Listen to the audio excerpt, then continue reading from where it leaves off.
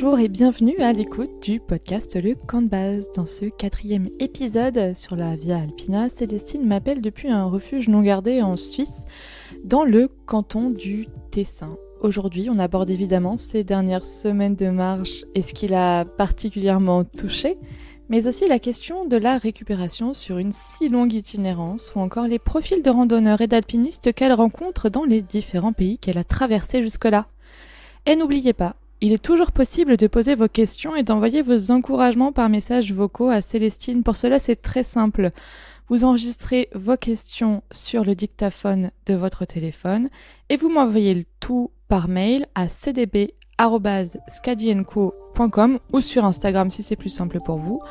Je vous mets l'adresse mail dans les ressources de l'épisode. Et évidemment, si vous avez aimé le podcast, le must du must, c'est de me le dire avec 5 étoiles et vos commentaires sur Spotify ou Apple Podcast. Je vous souhaite une bonne écoute.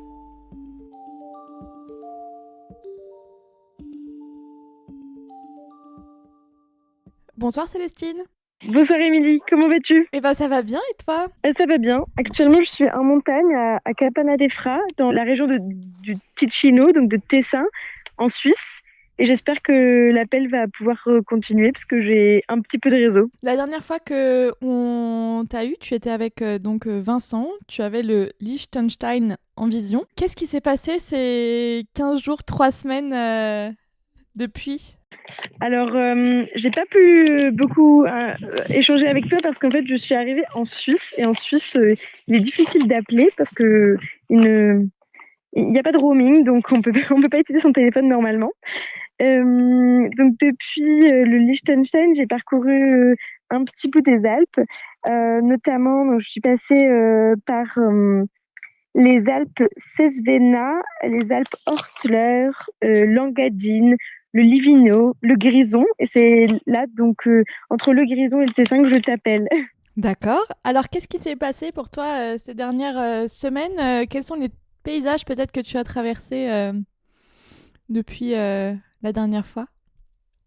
Eh bien, c'était pas mal de montagnes assez exemptes de végétation, on va dire.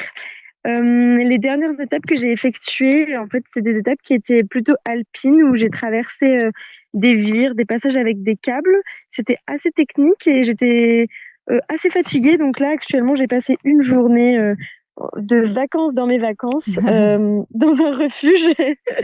Enfin, c'est un refuge non gardé mais suisse. Et en fait, c'est un standing un peu comme une maison. Alors moi, j'ai dormi à côté à la Belle Étoile hier soir.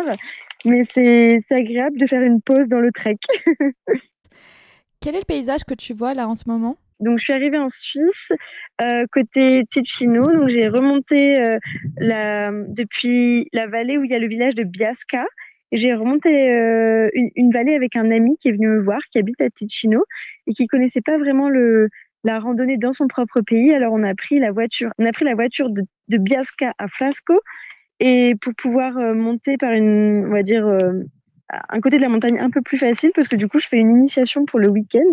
D'accord. Et ce que je vois, c'est une vallée avec des belles gorges, une cascade qui coule de là où je me trouve. Donc, je me trouve en face d'un lac bleu qui est coincé dans un cirque, qui est plutôt vert.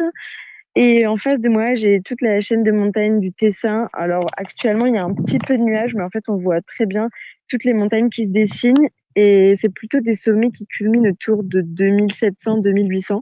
Donc, c'est assez impressionnant parce que ça fait des murs. Et dans le Tessin, en fait, la Via Alpina traverse plutôt les montagnes. Donc, ça fait descendre en vallée, remonter sur des sommets, redescendre en vallée. Et ça, je pense que ça va être assez dur physiquement. Justement, je me posais la question ces dernières semaines là, dans l'intervalle où on s'est pas appelé. C'est pas trop dur pour toi la récupération chaque soir? Enfin, est-ce que tu fais quelque chose de particulier dans le cadre de cette itinérance du coup qui dure quand même 5 mois?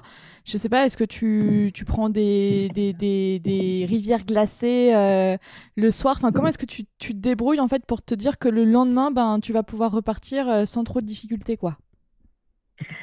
Alors actuellement, c'est l'été en montagne.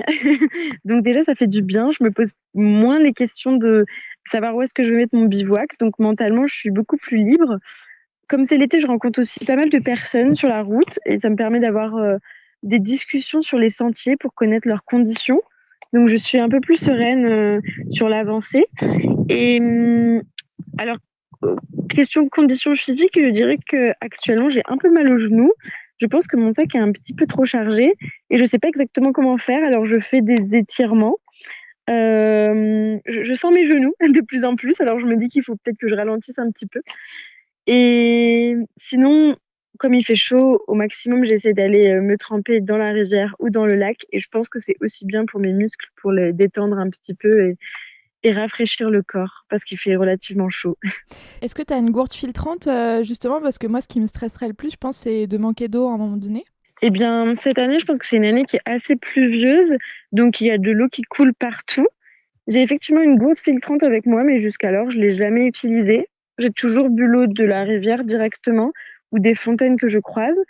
Et j'ai évité forcément les endroits où il y avait des alpages, mais actuellement, en fait, il y a peu d'animaux aussi en montagne.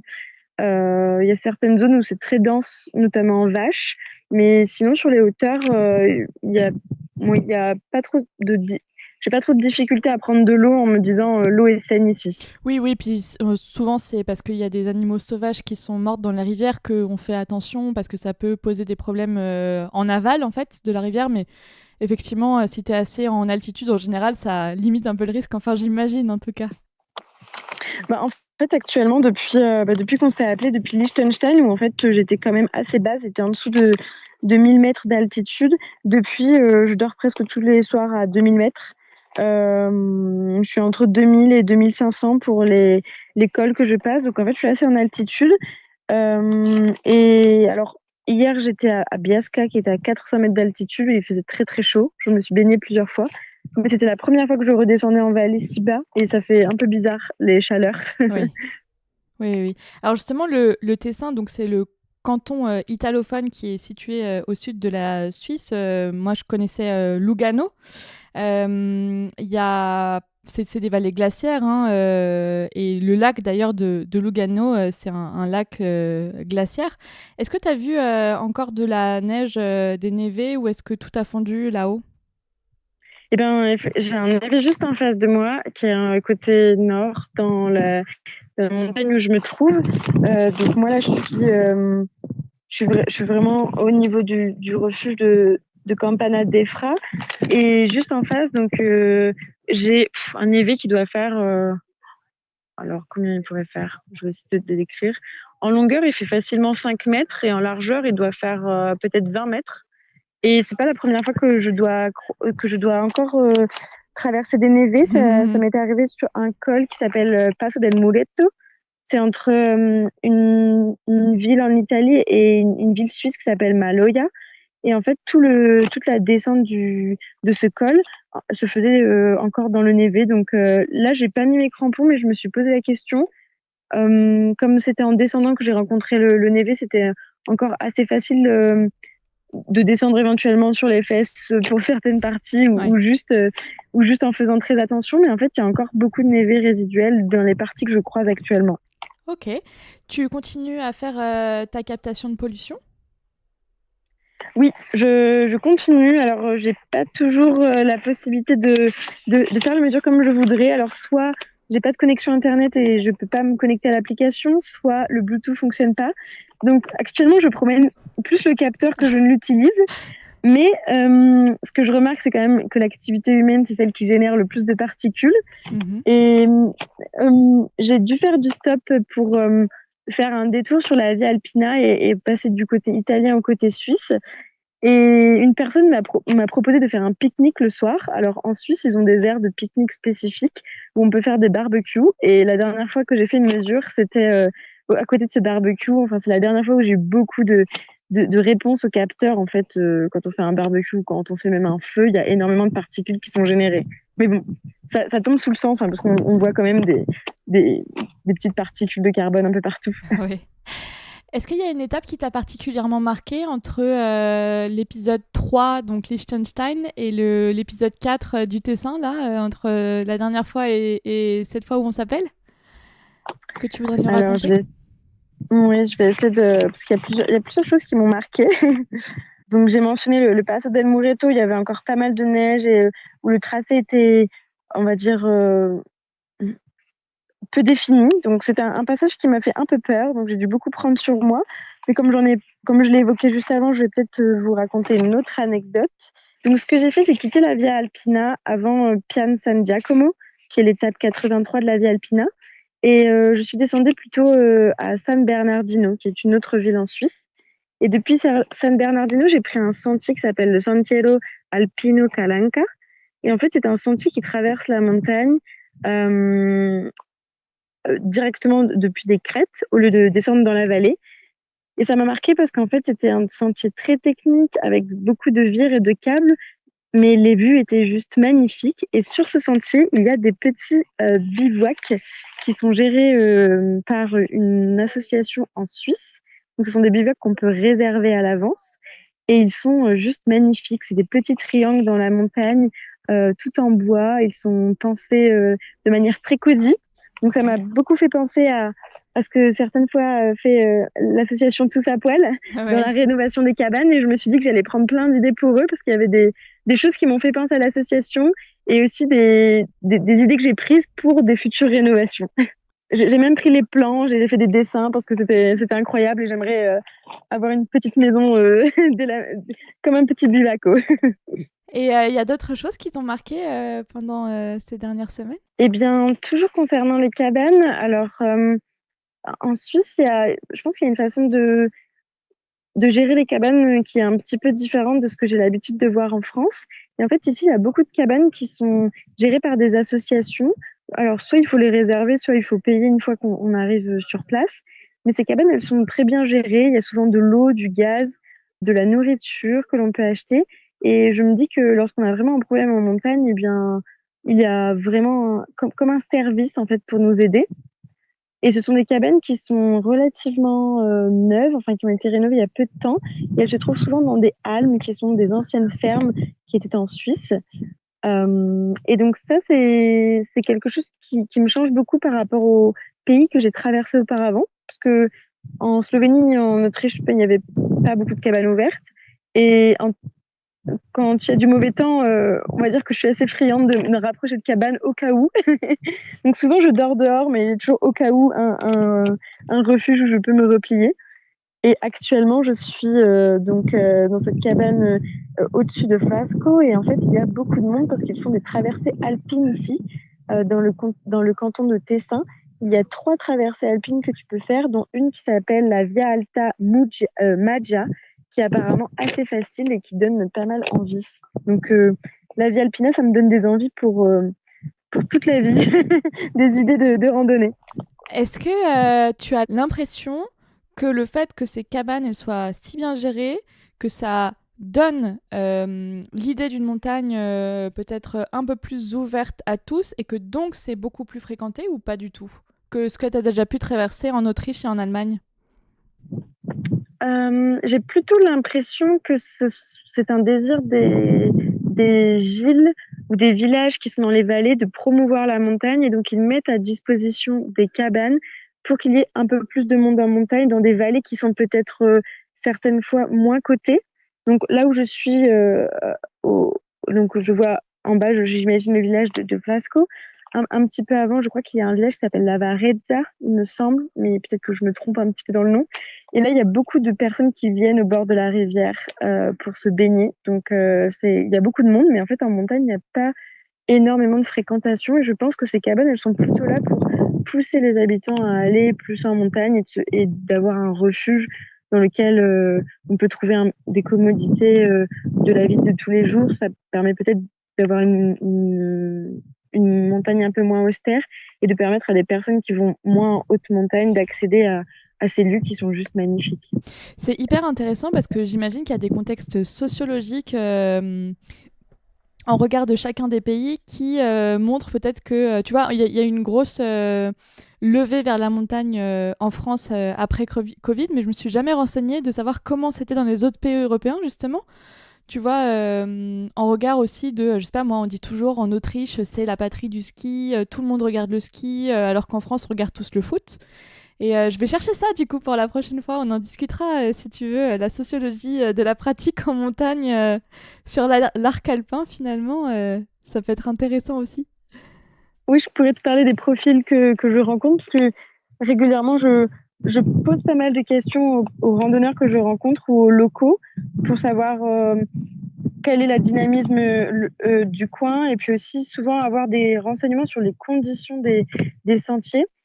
Alors maintenant, je me méfie un petit peu parce que souvent on m'a dit oh, le sentier n'est pas praticable, ou c'est très pentu, je ne te recommande pas d'y aller, n'y va pas seul. Et des fois, on m'a donné des variantes et des fois et d'autres fois non. Alors je me suis dit maintenant, eh ben, je vais aller voir moi-même, je vais me rendre compte de la difficulté ou non du terrain, et puis en fonction de ça, je prendrai une décision. Parce que relativement souvent, ce sont des remarques assez subjectives, et en fait, on me donne des indications en fonction des ressentis et non en fonction du terrain lui-même, en me disant pendant 100 mètres, tu dois monter dans des cailloux qui se cassent la figure. Peut-être que la prochaine fois que tu dois escalader quelque chose, il y a des câbles pendant 300 mètres. C'est pas des choses très objectives, alors maintenant je fais attention. Mais il y a plusieurs profils de randonneurs que je rencontre, alors ça c'est assez intéressant. Et alors, quels sont-ils? Eh bien, par exemple, ici, ce sont quand même pas mal de randonneurs aguerris qui se promènent avec des baudriers et des cordes, puisqu'ils font un chemin de randonnée plutôt en niveau T5, T6, c'est-à-dire que ce sont des chemins plutôt alpins et engagés. Mais à la fois, par exemple, ça mixe des personnes qui viennent juste pour le week-end. Aujourd'hui, on est samedi. Et donc, ils viennent randonner pour avoir un coucher de soleil sur la montagne. Avec, alors ici, visiblement, les animaux sont autorisés, donc ils viennent avec leurs chiens, et des amis viennent les rejoindre. Donc, c'est plutôt un environnement assez festif. Et ça côtoie des personnes qui font plutôt faire un, une course assez sportive et qui, je pense, vont se coucher tôt. Hier soir, il y a un guide avec une cordée qui est parti à 5 heures du matin, par exemple. Et puis, il y a aussi des marcheurs qui viennent juste pour profiter du lac la journée et qui redescendent le soir pour rentrer chez eux. Ah, c'est hyper intéressant, Donc, on c'est a un à la mix fois des quoi. personnes qui pratiquent régulièrement la montagne, et puis d'autres qui viennent soit occasionnellement, soit pour la découverte. Donc, j'ai aussi croisé des personnes qui ont pris le chemin de randonnée de manière tout à fait aléatoire et qui m'ont dit oh ben, tant que ça monte et que je me sens bien, moi, je vais continuer, et qui n'avaient presque aucune idée de là où elles allaient exactement. D'accord. Ce qui peut faire peur certaines fois parce qu'il y a des sentiers que j'aurais pas pris sans connaissance de cause. Ouais, ok. C'est quoi les étapes des prochains jours, des prochaines semaines? Alors les prochains jours, c'est un peu compliqué parce que dans le Tessin, il y a une vallée qui s'appelle le Bavarona, il me semble, ou Bavona tout court, qui a été complètement détruite par des affaissements de terrain. Donc il y a une partie de la montagne qui s'est effondrée sur la vallée. Et donc cette vallée, proche de la vallée Maggia, je ne peux pas la prendre. Donc je suis en train d'essayer d'étudier les cartes pour modifier mon tracé et réussir à partir de Flasco de rejoindre Rial, qui est dans les Alpes bernaises. Je pense que c'est comme ça qu'on prononce. Et ensuite, j'aurai une traversée de 15 jours, donc toujours en Suisse, pour arriver pour la première fois en France, dans les Alpes Chablais. Donc, je rentre en France par la cabane de Sussanf, oui, c'est ça. À la fois, je suis contente de rentrer en France, et à la fois, je me dis, ah, c'est bizarre parce que ça fait plusieurs mois que je suis pas chez moi. C'est quand ton arrivée en France à peu près? Eh bien, je pense que ce sera début septembre ou fin août. Actuellement, j'avais fait des étapes un peu plus longues. J'arrivais jusqu'à entre 20 et 25 km par jour jusqu'à ce que mes genoux me fassent un peu mal. Mhm. Donc là, je reprends progressivement un rythme qui correspond plutôt à celui de la Via Alpina. Donc, c'est-à-dire que je ne vais pas plus loin que l'étape et j'essaie de m'arrêter euh, lorsque je suis proche d'un lieu où je peux planter ma tente, mais j'essaie de ne pas faire beaucoup plus. Alors, pas beaucoup plus, des fois, c'est juste que l'étape, elle dure par exemple 7h30 ou 8 heures. Là, dans quelques jours, j'ai le profil altimétrique sous les yeux et je vois qu'autour de Mund, en Suisse, alors j'espère que c'est la bonne prononciation, j'ai une étape qui dure 10 heures. Donc, par exemple, celle-ci, je vais la couper, je pense, peut-être. Oui. Là, j'ai un peu du mal à me dire exactement quand est-ce que j'arrive, mais normalement, j'arrive au 15 septembre en France. Et là, je pense que j'arriverai quand même 15 jours avant. Très bien. Et après, tu vas donc jusqu'à Monaco ou Menton? Eh bien, Menton, c'est pas sur la Via Alpina, mais je prévois effectivement d'y aller parce que ça a l'air très joli. Ouais. Monaco, je pense que c'est très construit et peut-être loin de l'image que j'ai de la montagne actuellement.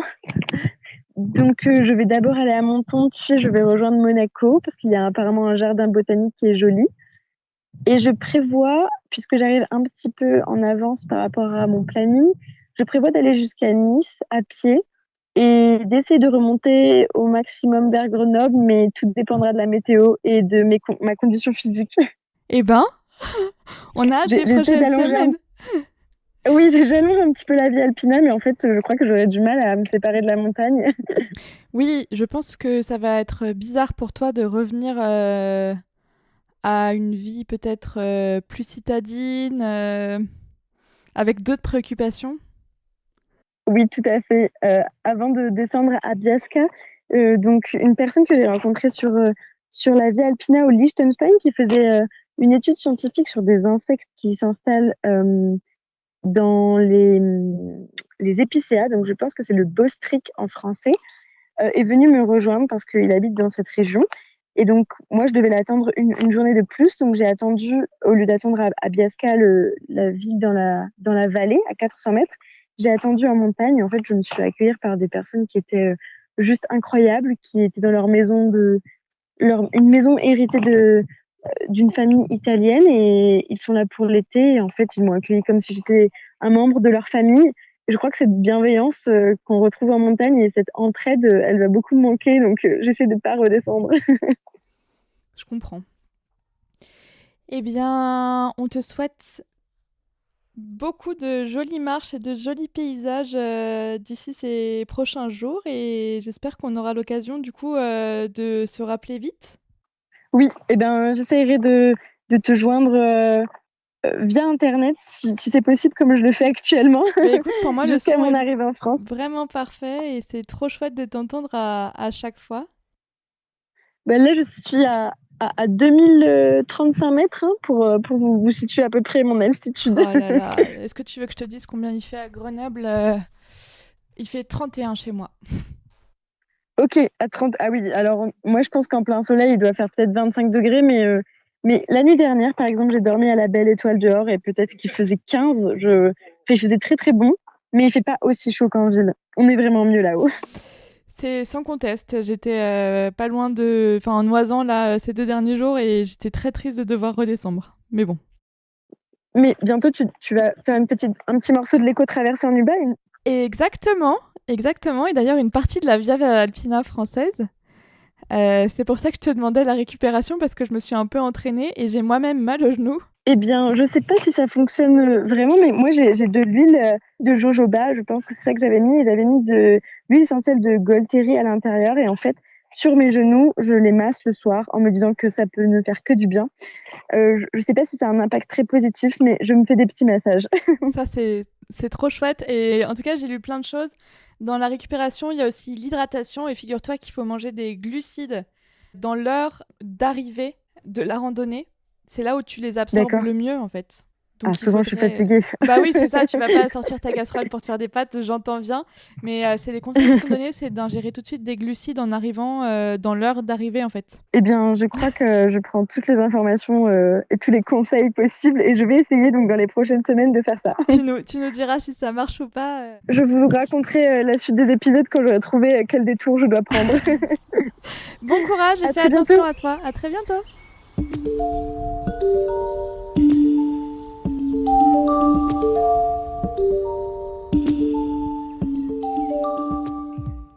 Et voilà, le 4e épisode de l'aventure de Célestine sur la Via Alpina, c'est terminé pour aujourd'hui. Toutes les ressources sont dans le texte de présentation du podcast ainsi que dans l'article dédié sur le blog. Si vous voulez soutenir le podcast, vous pouvez laisser un message sous l'épisode sur Spotify, vos étoiles et vos commentaires sur Apple Podcast. Et pour ne rien manquer, inscrivez-vous sur la newsletter, l'onglet et sur le site www.campdebase-podcast.com. Il s'appelle Il s'appelle la lettre, ce fameux onglet de la newsletter. À très vite dans le camp de base. Rencontre au sommet.